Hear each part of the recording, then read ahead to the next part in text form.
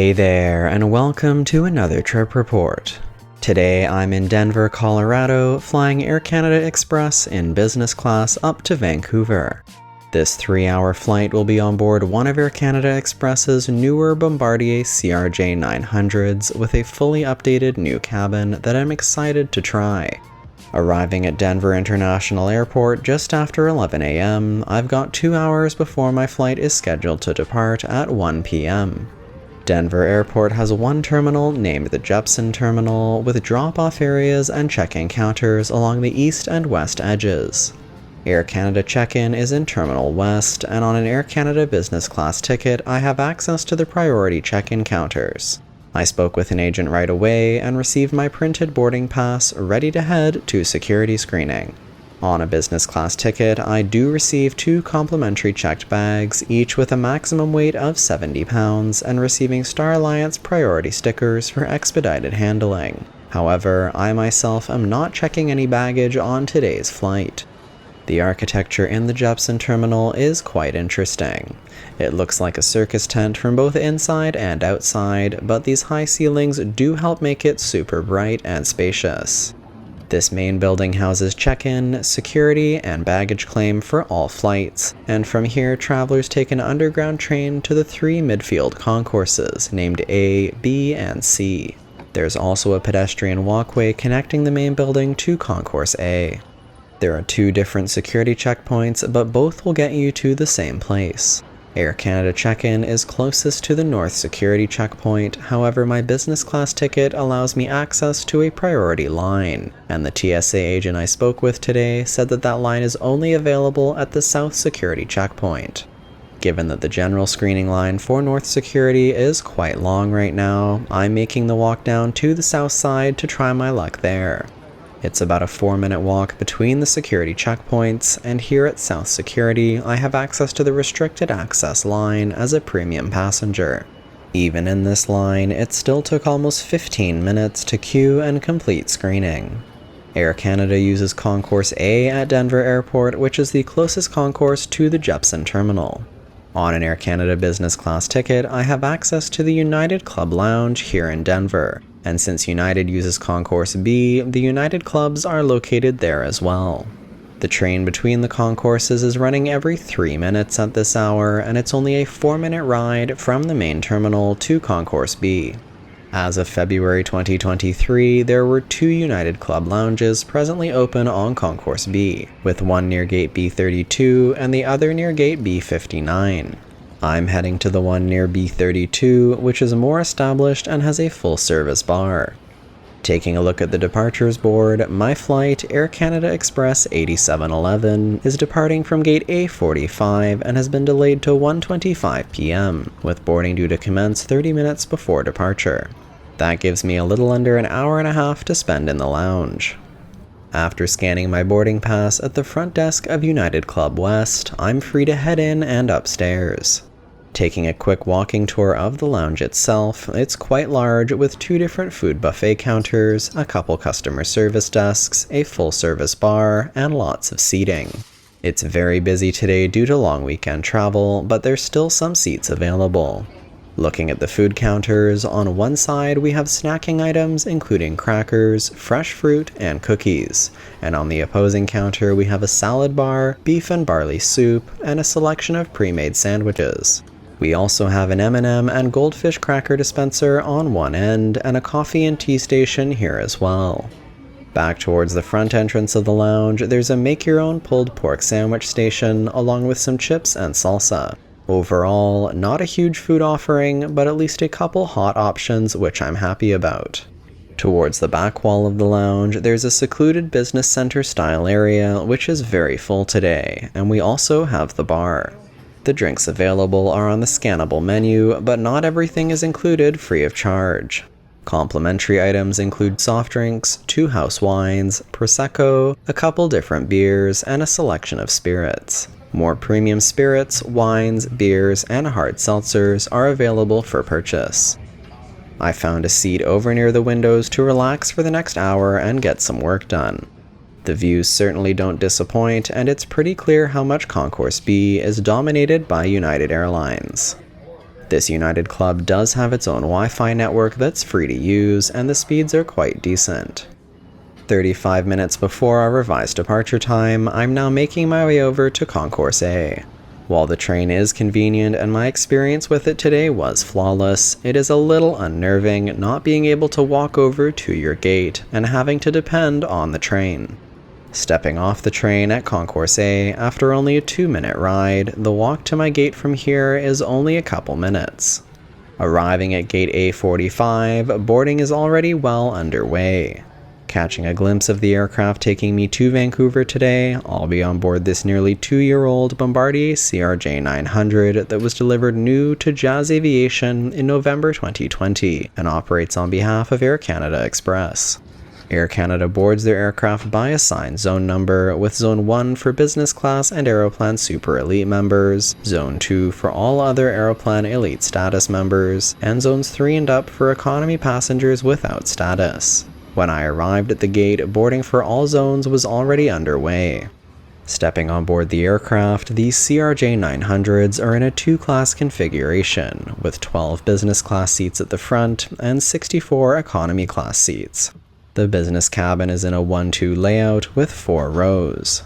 I'm booked in seat 4A for today's flight, which is a single seat in row 4 on the left side of the aircraft. It's a neat setup, as my seat is both a window and an aisle seat at the same time, so the seats on the left side of the plane are definitely preferable if you're traveling alone. In terms of cabin baggage storage, my backpack fit easily under the seat in front, and there are also overhead bins for additional storage, though they're quite small, and in the business cabin, the bins are only on the right side. Nonetheless, my standard-sized rollerboard bag fit just fine, and there was still space even when I boarded late. The legroom in these seats is good, with 37 inches of pitch, and enough space for my feet even with a bag stowed under the seat. The seats are fairly wide at 21 inches, 4 inches wider than the economy seats on this aircraft. The right armrest holds the tray table for my seat, and the left armrest has an indent for placing a cup, as well as housing the recline button for my seat and an AC power outlet and USB-A port on the front edge. Taking a look at the seat back in front, you'll notice that there are no entertainment screens at any seat on board this aircraft, in business or economy. Near the bottom of the seat back, we have a pocket for storing the provided reading materials, which include the safety information card for the Bombardier CRJ900, along with a couple air sickness bags. Shortly before pushback from the gate, the crew handed out water bottles to each business class passenger. Vancouver in just a few minutes. We are in the final stage of the boarding process, about to close up the main cam door. We're pushing back 14 minutes behind schedule, earlier than our expected delay of 25 minutes.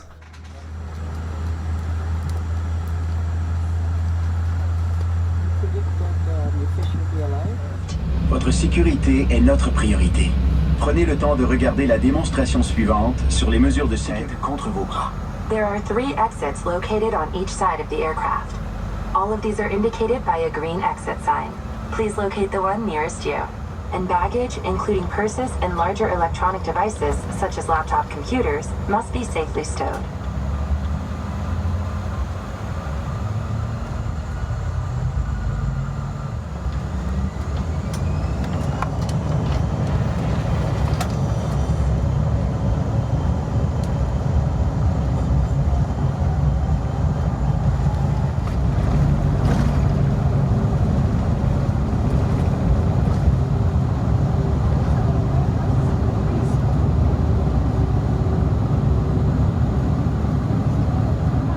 Safe Locker Factory for disposal of this item. We also have extra baskets available if you do require. Climbing away from Denver Airport and beginning our trek northwest for the 2.5-hour journey to Vancouver. Since the engines are mounted at the back of this aircraft, the business class cabin is pretty quiet, even during takeoff. Taking a look around the seat a little more, the CRJ900 has decent-sized windows, with one window for my seat, and each is equipped with a standard pull-down window shade. Looking at the overhead panel above the seat, here we have a personal reading light, personal air vent, and an attendant call button.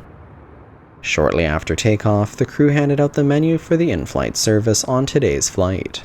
For business class, there's one meal served after takeoff with an appetizer, the choice of 2 main meal options, and dessert. The meal options listed on the menu card are either chicken tangine with pasta or vegetarian paella. Available beverages are also listed on the back of the menu card with beer, wine, and other spirits included free of charge. The crew then pass through again to take everyone's order. Pulling out the tray table before the service begins, it's a bit awkward pulling it out of the armrest. The table is large and can be used in either a half or full-size configuration, and it's mounted on rails such that you can slide it inwards and outwards. The service began about 30 minutes after takeoff with a drink and packets of roasted almonds, and about 10 minutes later, the meal was brought through. It appears that what was listed on the menu doesn't actually correspond to what's available. I opted for chicken, but instead of chicken tangine, what I have in front of me is a Southwest-style chicken breast in barbecue sauce served with cornbread, corn, black beans, and bell peppers. No hard feelings, though I find it strange that the crew didn't let us know that the meal would be different from that on the menu they distributed. The tray was served with a salad as an appetizer, along with balsamic vinegar and olive oil dressing to accompany, as well as bread and butter and a slice of carrot cake for dessert. Overall, the meal was tasty, but a few too many beans and corn for my liking. Drinks were also topped up with this service, and overall, the crew has been very attentive so far with keeping drinks full. With the meal trays cleared away, let's put the seat into a reclined position to get comfortable. These seats have a good amount of recline, and even though row 4 is the last row of the business class cabin, the recline isn't limited. Each business class seat also has an adjustable headrest at the top that can slide up and down and has folding sides for extra support. Getting up to explore the cabin, in terms of lavatories on board, there's one lavatory at the front of the aircraft that's reserved for business class passengers, and another at the rear for economy passengers. Standing in the business class lavatory, it's very modern feeling with cool accent lighting, but not terribly spacious. Heading to the back of the aircraft, the 64 economy class seats are in a 2-2 configuration with fairly standard legroom and width. Back at my seat, with another drink refill, let's pull out my laptop to get some work done. Only a portion of Air Canada Express's CRJ900s have Wi-Fi on board as of March 2023, and I can't tell if my aircraft is one of the ones that doesn't, or if the network just isn't working today. Nonetheless, no Wi-Fi on board today, so no browsing for me. There's tons of space to work comfortably with a large laptop in these seats, and having a dedicated AC power outlet means I can work for the full length of the flight without issue. We're getting some gorgeous views over the Rocky Mountains now, with only 25 minutes to go before landing.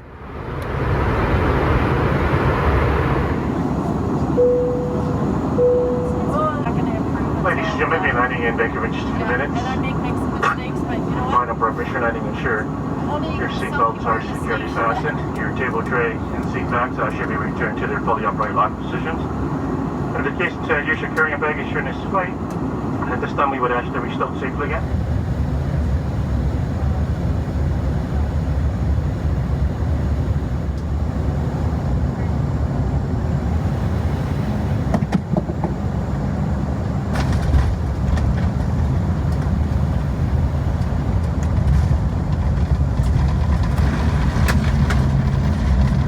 Welcome to Vancouver, ladies and gentlemen. The local time is 2:47 p.m. After touching down at Vancouver International Airport, we're now taxiing over to our gate. Stowed until the aircraft has come to a complete and final stop and the seatbelt signs have been switched.